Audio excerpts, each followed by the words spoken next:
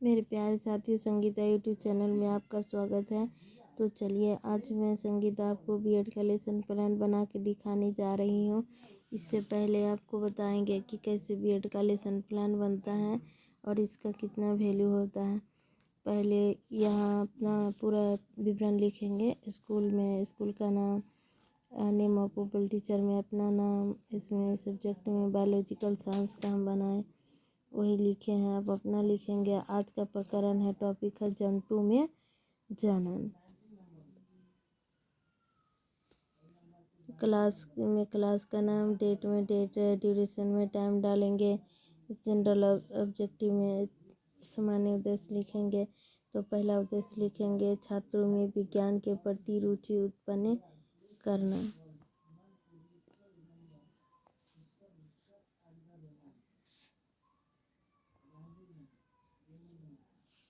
दूसरा, छात्रों में तार्किक व मानसिक शक्ति का विकास करना।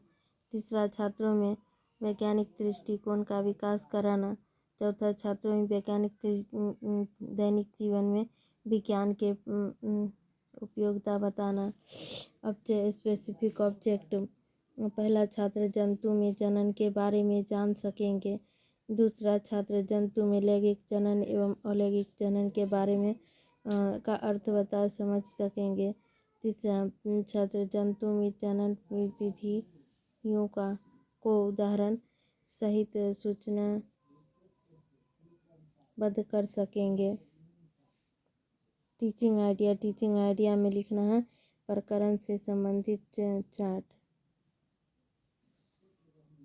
टीचिंग मेथड में लिखना है प्रश्नोत्तरी विधि, स्पष्टीकरण विधि, प्रदर्शन विधि।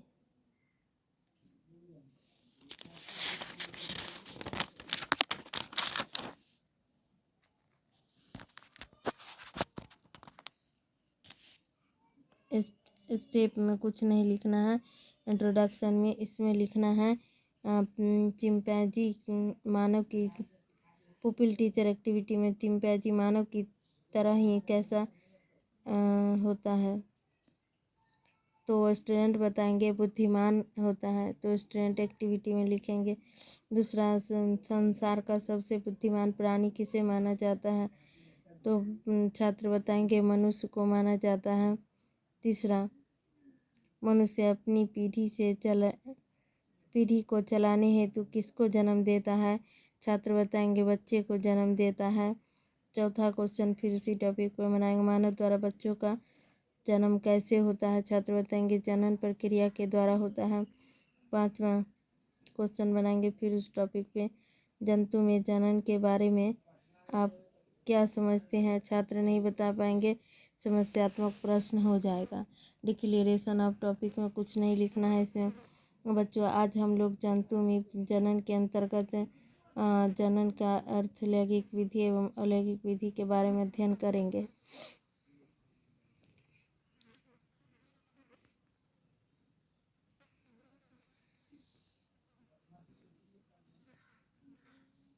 प्रेजेंटेशन में लिखेंगे जंतु में जनन का अर्थ। विकासात्मक प्रश्न, पहला, बालक बालिकाओं का जन्म कैसे होता है। छात्र बताएंगे जनन प्रक्रिया के द्वारा होता है। दूसरा टॉपिक फिर इसी पे सवाल पूछेंगे, जनन प्रक्रिया में किन किन की महत्वपूर्ण भूमिका होती है। छात्र बताएंगे नर और मादा की आवश्यकता होती है। तीसरा प्रश्न बताएंगे जंतु में जनन का क्या अर्थ होता है। छात्र नहीं बताएंगे तो निरुत्तर लिखेंगे या समस्यात्मक प्रश्न हो जाएगा। फिर स्पष्टीकरण देंगे जंतु में जन्म का सामान्य अर्थ।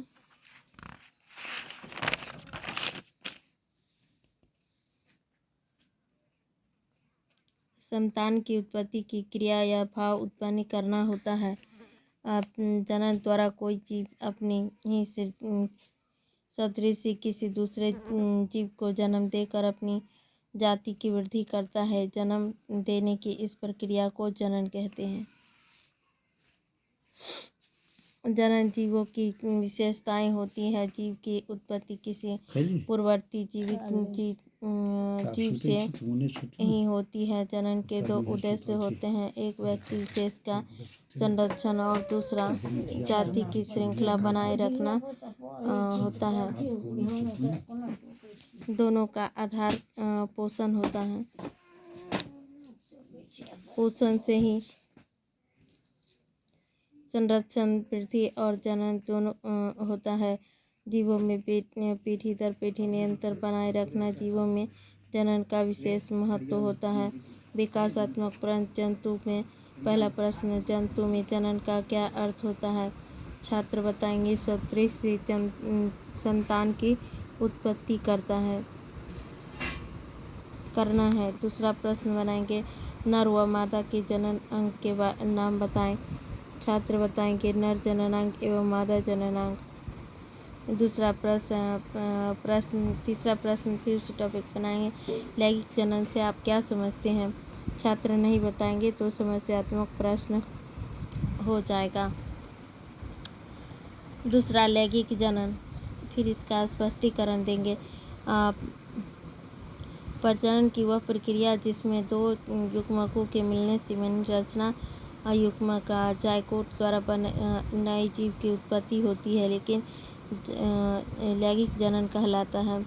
दो जंतुओं की उत्पत्ति दो विभिन्न लिंगों के जनकों में होता है। नर में शुक्राणु और स्त्री में अंडाणु होते हैं।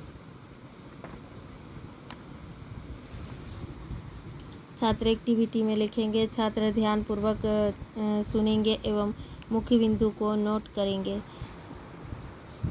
फिर ब्लैक बोर्ड स्किल में यहाँ जनन की लैंगिक विधि, नर मादा, नई जीव, कोशिका, शुक्राणु, अंडाणु इत्यादि इवेल्यूशन क्वेश्चन में देंगे। जनन किसे कहते हैं?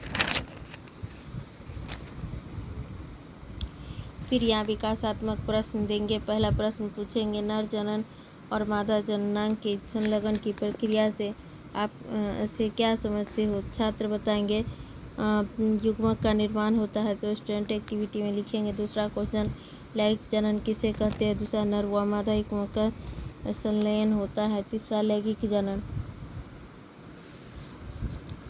अलैंगिक जनन के से आप क्या समझते हैं?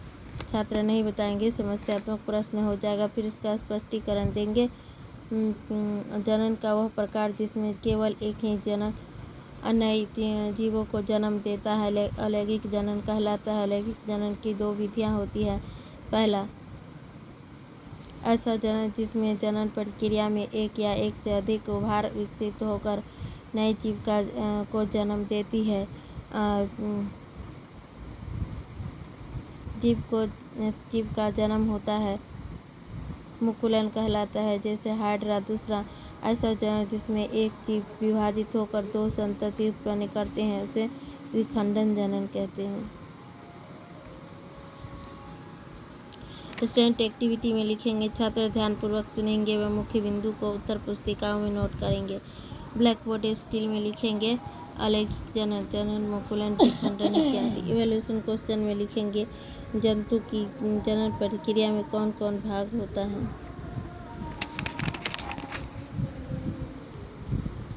रिकैप्चुलेशन में पहला सवाल देंगे, जनन किसे कहते हैं? दूसरा, जनन प्रक्रिया में कौन कौन भाग